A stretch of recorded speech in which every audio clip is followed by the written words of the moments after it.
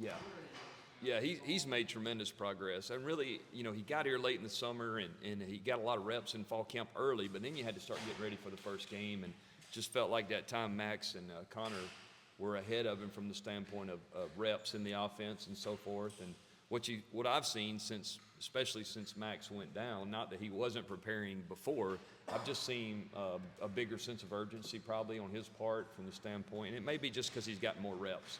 I think young quarterbacks that don't have a lot of experience, a lot of times they just need reps. They need to see things multiple times. Like I've said this before, like every play kind of has a life of its own based on the coverage you're seeing, right? So if you're running 4 verticals and it's cover 1, then it looks like this. If it's cover 4, it looks like this. If it's cover 3, it looks like this. And I think the more reps they get of seeing those same concepts over and over against the different looks that you're going to get. And now we're getting blitz, so we have to get the protection right. There's just a lot of things I think goes with that. Now, with that being said, he has played some and was a really good high school player. But seeing it at the speed at this level and seeing it over and over, I think is the key. And the more reps he's gotten, I think the more comfortable he's gotten with the offense. Matt was just telling us about he essentially had a conversation with Jacoby and his family when he was, considering coming here. Like, Yeah. You're looking to start. Right. Just being honest, like that's not what you're going to get here. Do you have a similar conversation with him when he was coming away? Yeah. I think we always try to be really honest with him, and it was a unique situation because he had a relationship here. He loved it here. Just felt like the opportunity was better somewhere else at that time, and then things changed.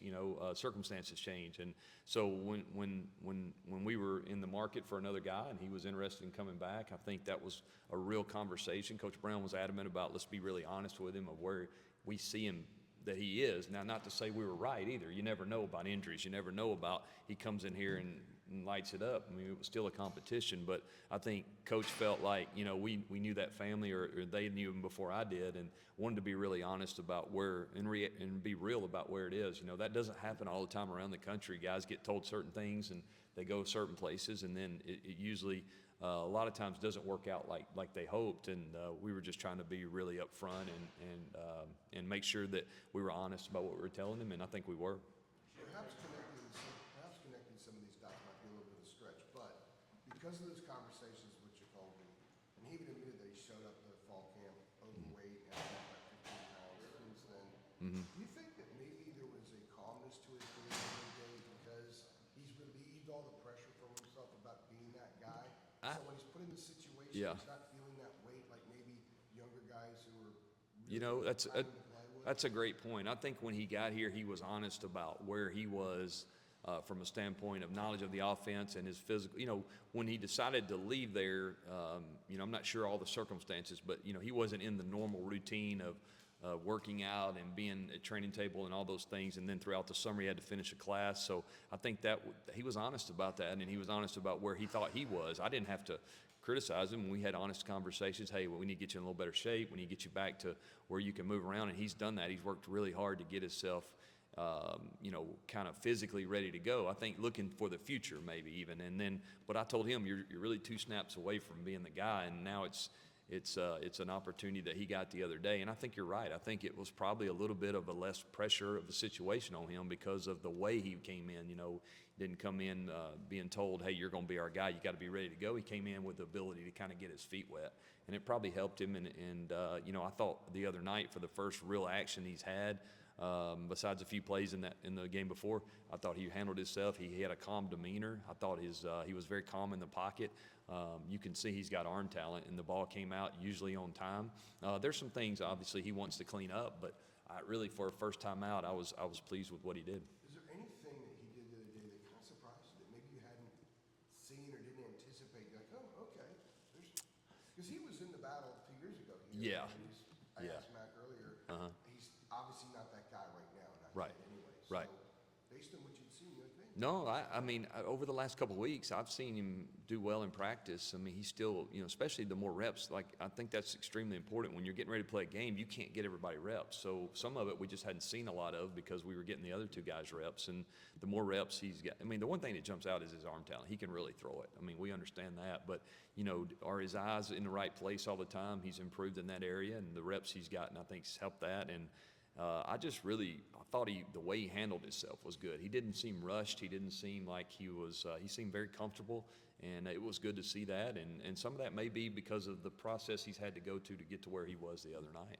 Chip, I was going to ask you exactly that. Yep. About the poise in the pocket that Yeah. it seemed like he had, working through the progressions and not getting locked on one guy. Yeah. I mean, you called him a young quarterback earlier, which I understand, but Yeah. he's kind of a young, old quarterback, Yeah. isn't he? Yeah, I think you're right. I mean, young from the standpoint if you just talk about number of snaps, Sure.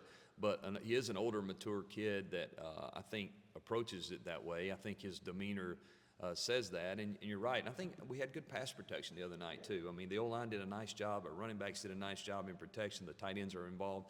So all the way around, I thought our protection was pretty solid. We didn't have a lot of free runners, which that makes it easier to sit in there and really read through. But yeah, I really thought that was probably, you asked me about what the most impressive thing was. I think that was it. The way he kind of just stayed calm and stayed in the moment and didn't rush things and tried to throw on time. You know, I know he was probably gassed up early on. He overthrew a couple of deep balls that looked like it came out like a rocket, you know. So he was probably really anxious, but I really thought he settled in and did some nice things.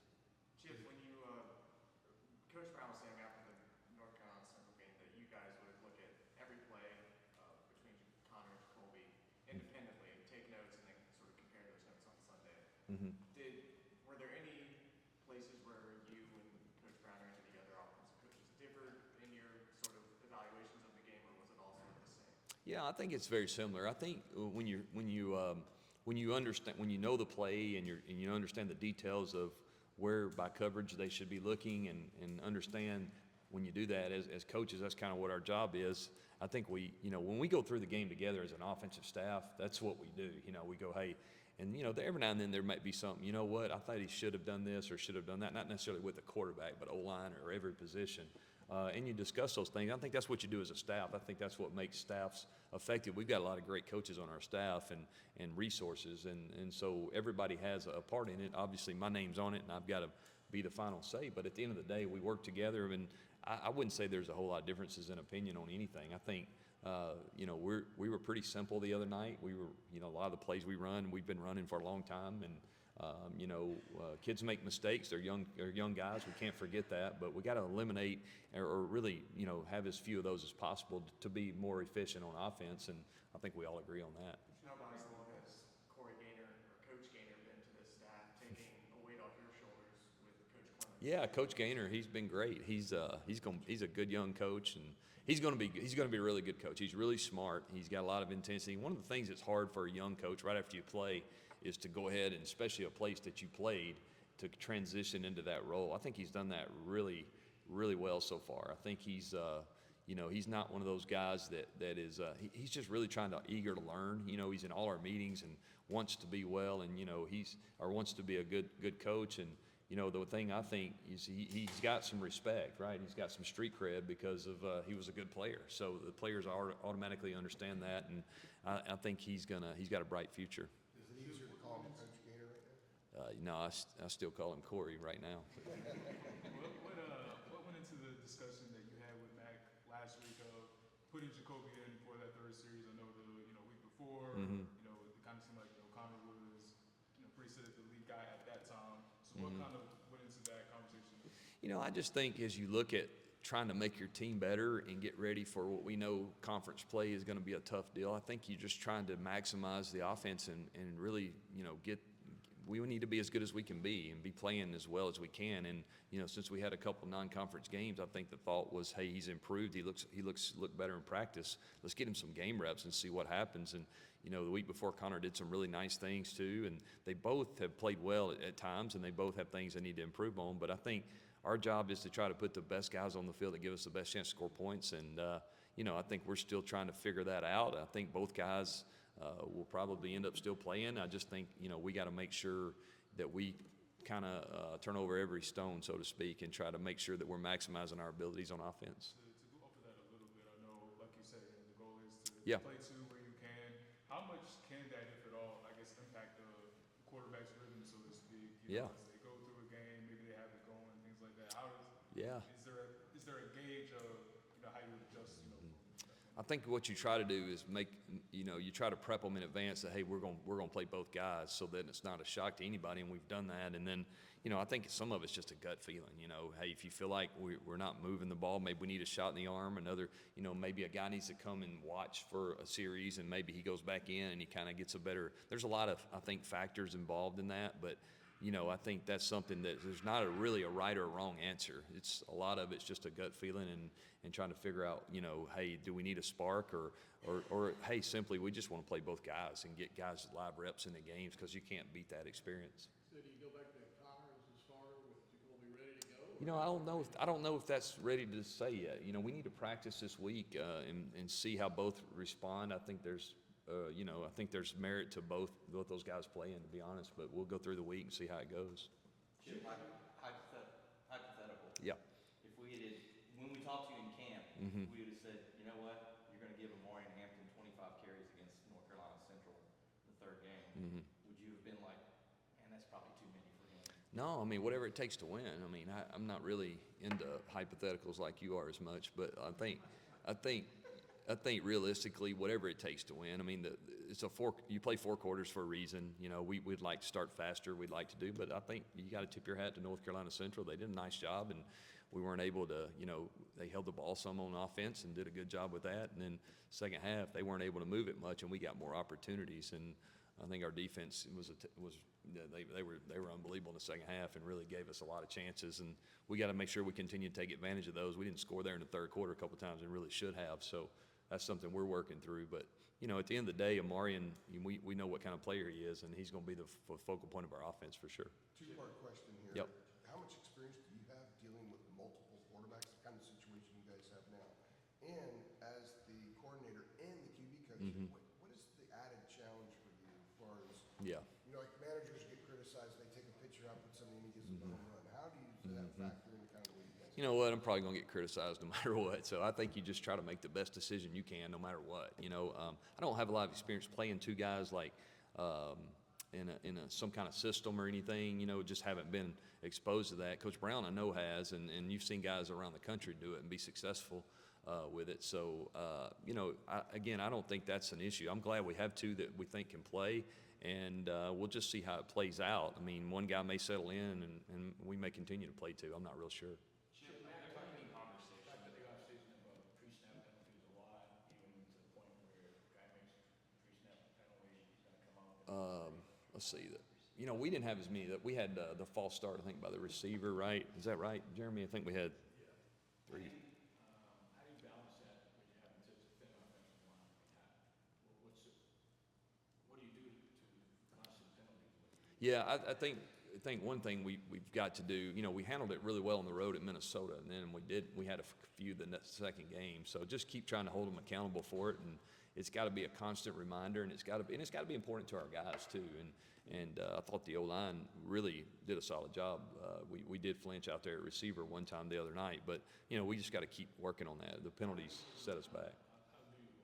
Oh, we got some intriguing ways to do that. Just reminders. Hey, we got to lock in and focus, and we do a great job in practice. We have referees here every day. That's the number one way.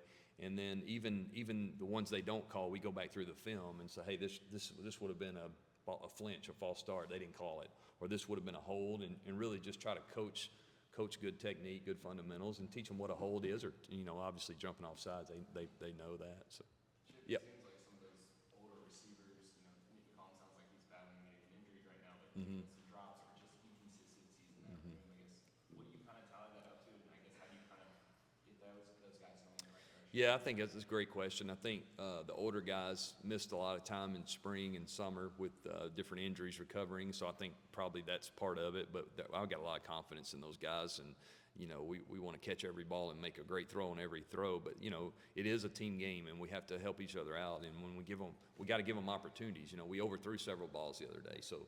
I think JJ comes to mind, Bryson comes to mind. Whereas we let them get their hands on it, now maybe they make a catch. So, we don't want any drops, we don't want any overthrows. At the end of the day, sometimes that happens. So, we're a team. We're not going to blame people or anything, make excuses. We just got to, as a unit, do a better job.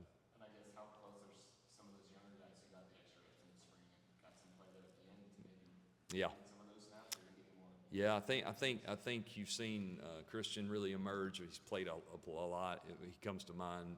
Kobe's gotten back healthy and played more and more, and I think the younger guys just continue to grow. And Lonnie's doing a great job trying to rotate them. I think we played 29 guys the other day, 35 the week before. So we're trying to get them going, but it's a process for sure. I mean, it's a big adjustment coming from high school to college. Chip, And the last one.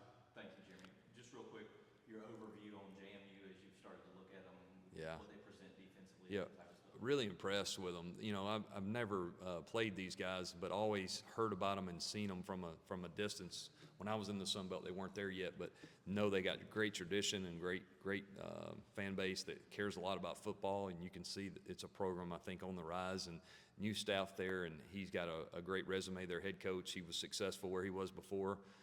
Very impressed with. They play extremely hard. They're well coached.